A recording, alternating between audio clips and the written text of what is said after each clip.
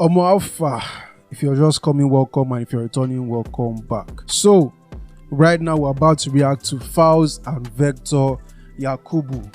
For those of you guys that don't know Falz is one of the biggest rappers in Nigeria, one of the most unique rappers in Nigeria as well because of his style. He has a very, very understandable style. If you were to compare him to a rapper, like a legendary rapper that people will be more comfortable with, I'll put Falz as the Slick Rick of Nigeria. Reason being, Slick Rick was very known for his storytelling, but also Slick Rick was also very straightforward in the way he delivered his bars. You could tell each word he was saying by the syllable. That's exactly how Falz is, whereas Falz does his in pidgin, and then he also mixes that with Yoruba as well. You know, and the reason why I say that is because rap as a genre never really took off in Nigeria. We've had legendary rappers over the years.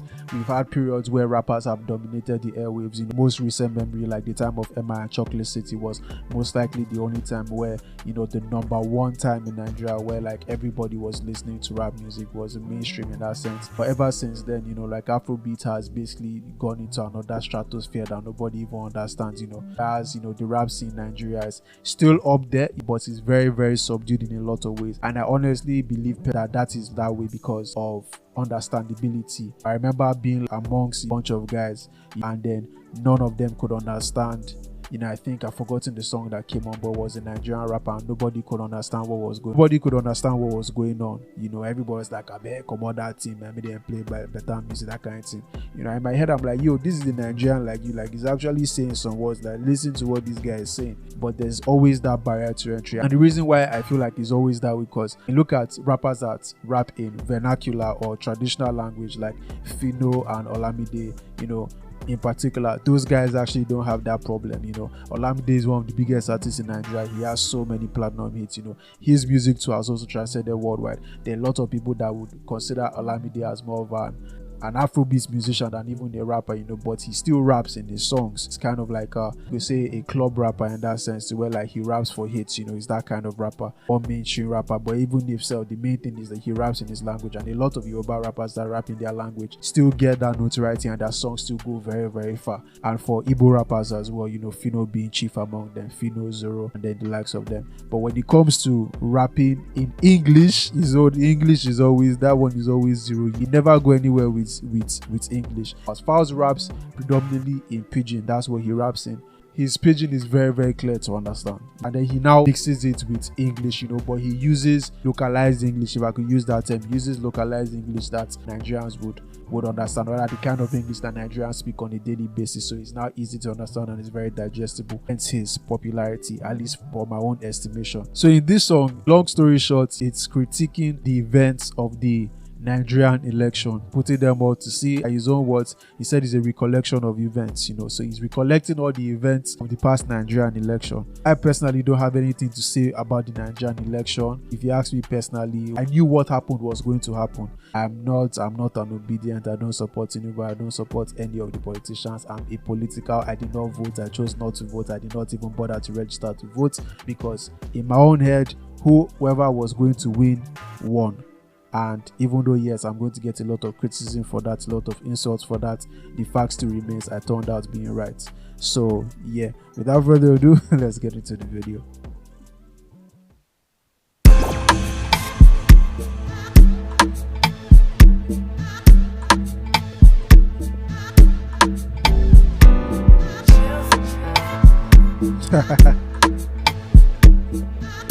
So Falz is the detective and Vector is the lawyer. Yakubu, Emma should be fraudster. You don't want to prosper. Come and collect Oscar. 300 billion, take by lower job back. Kill a fish in sir. Twitter they talk.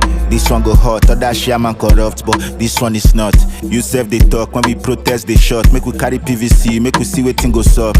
Suddenly, it's kata. Area boy, Tijagba. Asole, they jackpa. Olokpa, they guide down. You are yo, the number. The potter, the shutdown. You drop us, the lamba. Somebody, the hacker.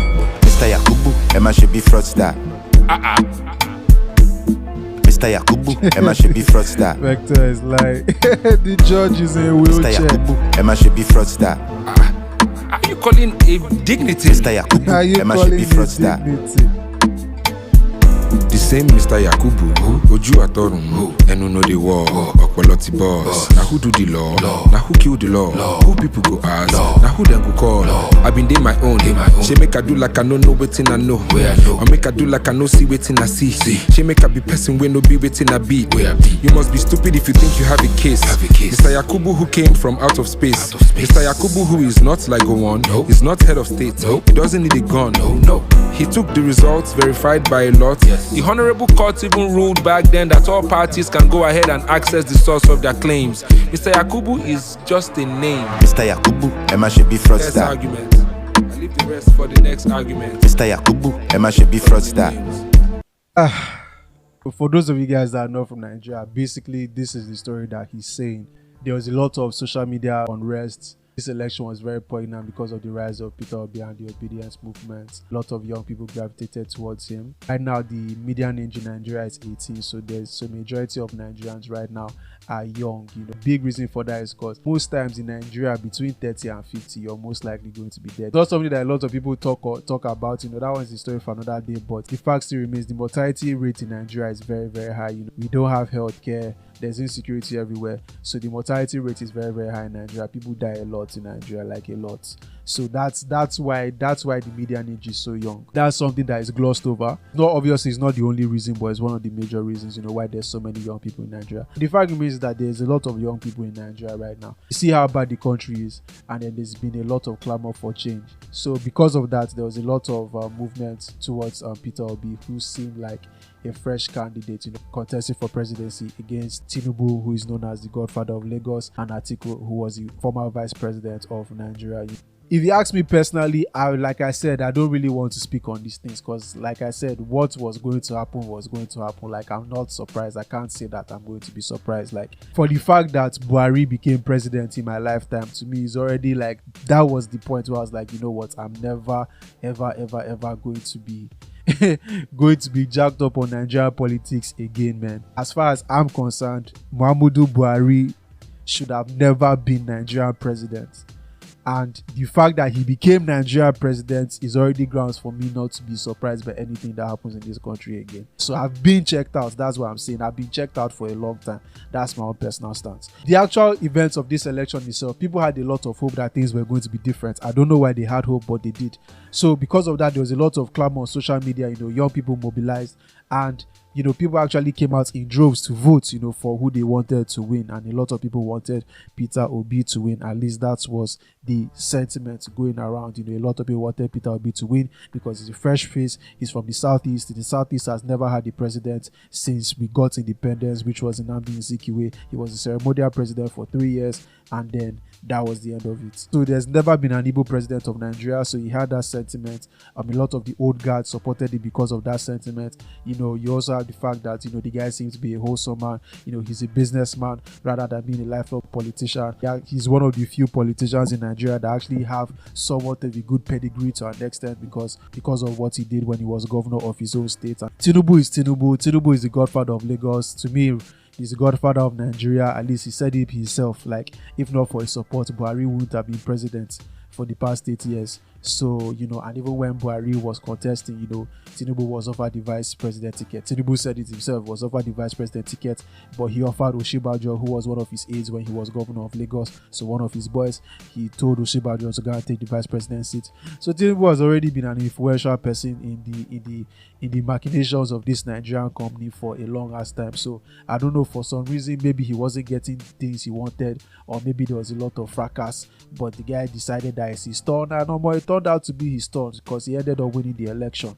So how Yakubu comes into play is, Yakubu is the chairman of INEC. INEC is the electoral body that we have in Nigeria. They are the one that conduct the elections, and they are supposed to be independent. But obviously, it turned out that they were not independent. Throughout the election, there were a lot of cases of INEC officials not coming up to certain polling units. A lot of polling units did not have voting materials. A lot of polling units that did have voting materials were attacked by thugs. A lot of thugs burnt a lot of ballot boxes. The police, even though there were a lot of police standby in a lot of places, the police did not do anything. Some of them were watching. Some of them were claiming that because they don't have weapons, they cannot do anything about it.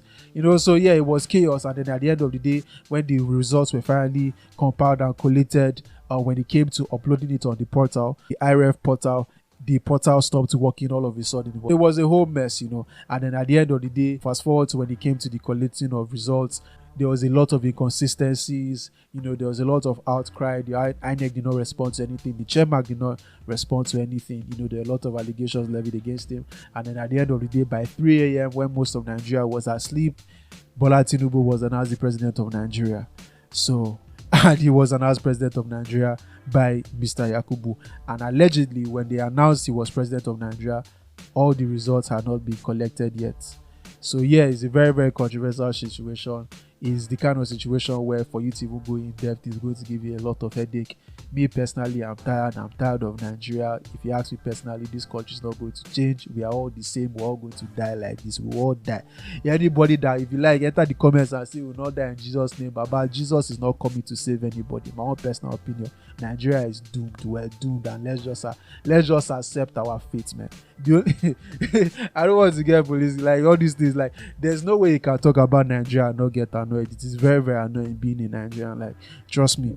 So that's basically the story of everything. Like, you know, I also added some context, but that's basically what everything is saying. So Falz is the detective, and he's levying these charges against Mr. Yakubu, the INEC chairman. And what was very, very annoying about the INEC chairman is the guy himself, Mr. Yakubu. He promised a lot. He said the elections were going to be free and fair. He said, you know, there's going to be technology. He gave a lot of promises. He even went to Chatham House in the UK and gave a lot of promises there. But obviously, all the promises were bullshit. You know, they gave him 300 billion naira, you know, as a budget for him to conduct the election. And I think they still needed an extra 50 billion naira, which was acquitted to. 300 billion naira is basically this in dollars. So, you know, like, yeah, the whole thing was just a mess, man. It was just a mess. So yeah, and at the end of the day, people are holding Mr. Yakubu. But guy, if you ask me, I don't care, man. I really don't care. But let's continue. I've talked for too long. Yeah, Kilowi, Dokameka, yeah. Ole, Alatenuje. You want lie, say the cheddar no flow. The right thing, now we think you don't know. Lion no they sleep for jungle. As the breeze blow fire and she don't show. Lion no they sleep for jungle. As the breeze blow fire and she don't show. Thank you, my lord. I respect you, my lord. Unreasonable tribal prejudice galore. You be wanting some. Eti sare ko, o wa sọ fún pé tíjọba tán, kọ́ máa gbádé bọ̀. No be say the job will clean, then no get the janitor. Evidence everywhere, everybody capture.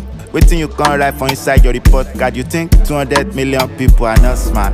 Mr. Yakubu, Emma should be fraudster. Mr. Yakubu, Emma should be fraudster.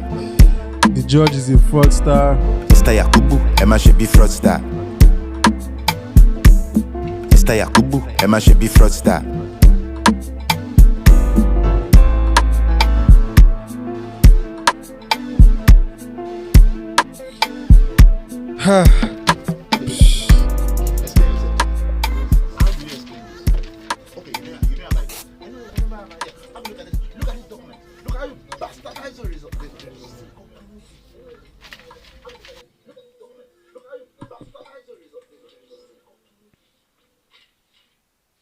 See, in Nigeria, we have a saying. We have a saying in Nigeria: nothing they happen. Nothing they happen. What does that mean? It means nothing will happen. Nothing will happen. Nigeria's problem is law and order. We don't have law and order in this country. Like, if you have enough money, you are the law. It's just what it is. It is the system that's been created. It's the system that is going to be there, man. So, Mr. Yakubu, after all these things, the news is going to blow over. He's going to go to his home, or he's going to go to wherever he lives. He's going to live peacefully. Nothing is going to happen to him. He's not going to get arrested. He's not going to get tried. He's not going to go to jail. Any of the INEC officials, all of the thugs, there's nobody, like, nothing they happen. Like, and that's the saddest part of all these things, man. Nothing is going to happen. Me, I can bet money that nothing is going to happen to these people. It's why I'm not necessarily bothered about it anymore. I understand the outcry. I understand that people are pained, you know, like, especially young Nigerians. But for someone like me, like, I urge people to go and read history.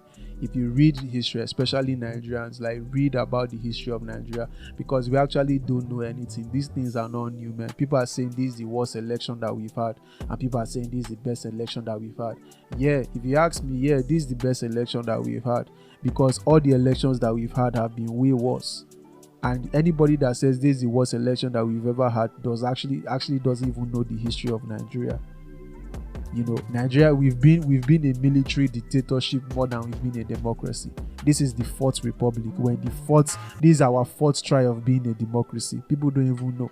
So go back in time and actually read if you can get the archives, because that's another thing where we have that we don't have in Nigeria. We don't have respect for data, and then we don't have a lot of resources where people can actually go back and look at the data to verify. So I understand that these things are not easy to access, but I still urge people that even if it's Wikipedia, even if it's secondary school textbooks, because a lot of these things are actually in textbooks, you know, actually go back and do your due diligence. You know, if it's old newspapers that you have that you can get from libraries, or maybe like parents, grandparents, actually go back and read about what was happening. You know, if you ask me, yeah, like there's nothing new under the sun when it comes to Nigeria. Where's the next election? 2027, it is still happening again. Tinubu is going to be sworn in May 29. There's nothing anybody can do about it, because nothing will be done about it. Nigeria is never going to change as it is right now, unless it's the people that are going to have to change it, right? So all this, Mr. Yakubu, I understand the frustration, but who is going to try Mr. Yakubu? Who is going to arrest him? You know, these are the questions that people should be asking. Okay, who will actually arrest him? Who has the balls to arrest him? Who has the balls to bring evidence? Who has the balls to try him? Who has the balls to convict him? And who has the balls to actually put him in jail? No fucking body, man. Nobody. And if you cannot touch Mr. Yakubu, you cannot touch any of the people backing him, and that is the truth. So people should just calm down, accept it for what it is, and then just move on. If you can escape. If you cannot, we just pray to God for survival. Like and subscribe. If you have nothing to lose, you have all to gain. Bye bye.